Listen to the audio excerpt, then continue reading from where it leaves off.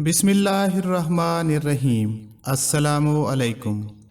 आप अगर जड़ावाला से निकलें तो 25 किलोमीटर बाद रोडाला का छोटा सा कस्बा आ जाता है। रोडाला में सड़क किनारे एक मोची 40 साल से लोगों के जूते मुरम्मत कर रहा है। इसका नाम मुनव्वर शकील है और ये खानदानी मोची है। इसका वालिद भी जूते बनाता था। मुनव्वर इसका अकलौता बेटा था। ये 13 साल का बच्चा था। वालिद फौत हो गया और बच्चे के कंधों पर वालदा और 2 बहनों का बोझ आ गिरा। मुनव्वर ने वालिद के औजार लिए 2 किलोमीटर पैदल चलकर रोडाला पहुंचा और सड़क के किनारे बैठ गया। ये आधा दिन बैठा रहा। दोपहर के वक्त एक साइकिल सवार ने अपना खुस्सा इसके हवाले किया। मुनव्वर ने जूता रिपेयर कर दिया। इसकी पहली कमाई चवन्नी थी। फिर चल सो चल ये 39 वर्षों से इसी जगह बैठकर जूते मुरम्मत कर रहा है। 40 वर्षों में दुनिया बदल गई, लेकिन ये सिर्फ जूते मुरम्मत करता रहा। इसके पास दूसरा ऑप्शन था भी क्या? तालीम ना होने के बराबर थी। हुनर सिर्फ एक था, जूते मुरम्मत करना। गांव छोटा था और इसमें भी ये जात का मोची था। जमीन जायदाद थी नहीं। माँ और 2 बेबस बहनें जिम्मेदारी थी। लिहाजा मुनव्वर शकील अगर जूते ना गांठता तो क्या करता? वो लगा रहा। ये एक आम सी कहानी है। ऐसी कहानियां इस मुल्क में लाखों बल्कि करोड़ों हैं। आप किसी शहर, किसी कस्बे या किसी गांव में चले जाएं, आपको करोड़ों मुनव्वर शकील मिल जाएंगे। और ये सब इन्हीं हालात से गुजरे हैं। लेकिन मुनव्वर शकील की कहानी में एक ट्विस्ट भी है और ये ट्विस्ट इस कहानी की बुनियाद बना। मुनव्वर शकील को बचपन से शायरी की लत लग गई। ये पंजाबी शायरों को पढ़ता और सुनता था। सुनने और पढ़ने के इस अमल के दौरान इसने तकबंदी शुरू कर दी।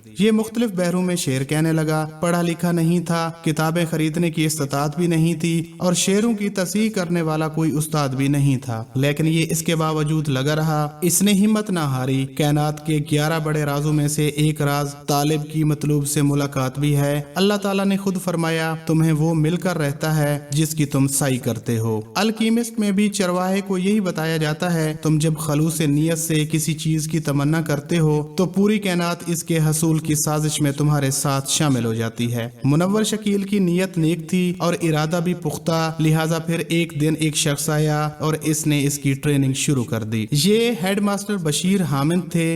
ये पढ़े लिखे भी थे, शायर भी थे और दर्द दिल भी रखते थे। ये अचानक मुनव्वर शकील से टकराए और फिर कायनात की साजिश का हिस्सा बन गए। मुनव्वर शकील अब जूते गांठता था, शेर कहता था और मास्टर बशीर हामिद इन शेरों की इस्लाह करता था। ये सिलसिला चलता रहा। मुनव्वर शकील इस दौरान शायर मशहूर हो गया। शेरों का ढेर लग गया तो किताबें भी तैयार हो गईं। मुनव्वर शकील की पहली किताब सोच समंदर 2004 में मंजर आम पर आई। दूसरी किताब परदेस दी संगत 2005, सदियां दे भेद 2009, छोरा धूप गवाची 2011, अक्खां मिट्टी हो गईयां 2013 और अब छठी किताब मैं नहीं बोलता भी आ गई। ये पाकिस्तान का पहला मोची है जिसकी 6 किताबें आ चुकी हैं। इनमें से 5 अवार्ड याफ्ता हैं। लेकिन ये इसके बावजूद आज भी रोडाला में सड़क किनारे जूते मुरम्मत करता है और रोजाना 800 से 1000 रुपए कमाता है। 7 बच्चे हैं, 5 बच्चियां और 2 बेटे। 3 बच्चियों की शादी हो गई, 2 कंवारी हैं। एक बेटे ने मैट्रिक के बाद तालीम का सिलसिला तोड़ दिया। ये अब वालिद का हाथ बटाता है।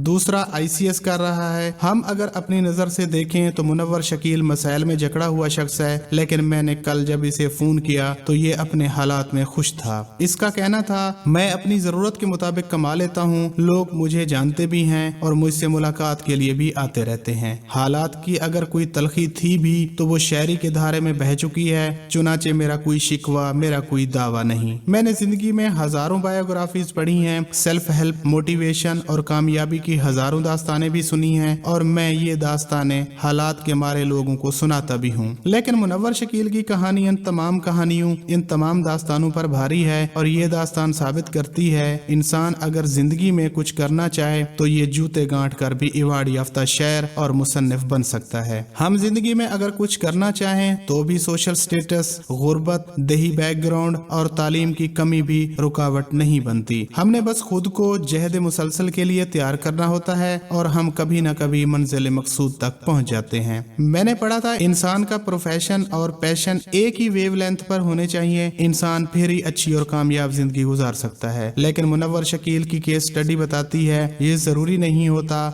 आप अपनी जिंदगी अपनी वेवलेंथ को सीधा करने में ज़ाय कर दें। आप बैक वक्त पैशन और प्रोफेशन दोनों गेंदें संभाल कर भी जिंदगी गुजार सकते हैं। आप पेट पालने के लिए अपनी मर्जी और मंशा के खिलाफ भी काम करते रहें और जहन और रूह को हरा भरा रखने के लिए पैशन का हाथ भी पकड़े रखें। क्या फर्क पड़ता है? और मैंने ये भी सीखा था, इंसान को अपने स्टेटस के मुताबिक काम करना चाहिए। आपको अगर अल्लाह ने इज्जत दे दी या आप नामवर या मशहूर हो गए तो फिर आप कोई ऐसा काम ना करें जिससे आपकी इज्जत या शोहरत पर हर्फ आए। गालिब अगर गालिब हो गया तो फिर इसे सिर्फ और सिर्फ शाही दरबार में मुलाजमत करनी चाहिए। वो अब अगर मुशायरा पढ़ेगा तो शहनशाह बहादुर शाह जफर के दरबार में पढ़ेगा या फिर नवाब ओद या नवाब ऑफ हैदराबाद की महफिल में पढ़ेगा। मैंने पढ़ा था शेर को भूख से मर जाना चाहिए लेकिन घास नहीं खानी चाहिए, लेकिन मुनव्वर शकील की कहानी ने साबित कर दिया इंसान अगर मेहनती हो और अपने काम से मोहब्बत करता हो तो वो मोची जैसे पेशे को भी अजीम और बुलंद बना सकता है। पाकिस्तान में पंजाबी के हजारों शायर होंगे, ये किताबों और दीवानों के मालिक भी होंगे, लेकिन मुल्क में मोची शायर सिर्फ एक ही है और उसने जिंदगी भर शेर कहते या सुनाते वक्त अपना पेशा छुपाने की कोशिश नहीं की। उसने खुद को मुनव्वर दी शू मेकर या फिट वेयर मास्टर नहीं कहा। ये अपने पेशे के साथ जुड़ा रहा और आज इसकी वजह से इसका पेशा भी मुअज़्ज़ज़ हो गया। मैं दिल से मुनव्वर शकील को सलाम करता हूँ। ये वाकई एक अजीम इंसान और कामयाब तरीन शख्स है,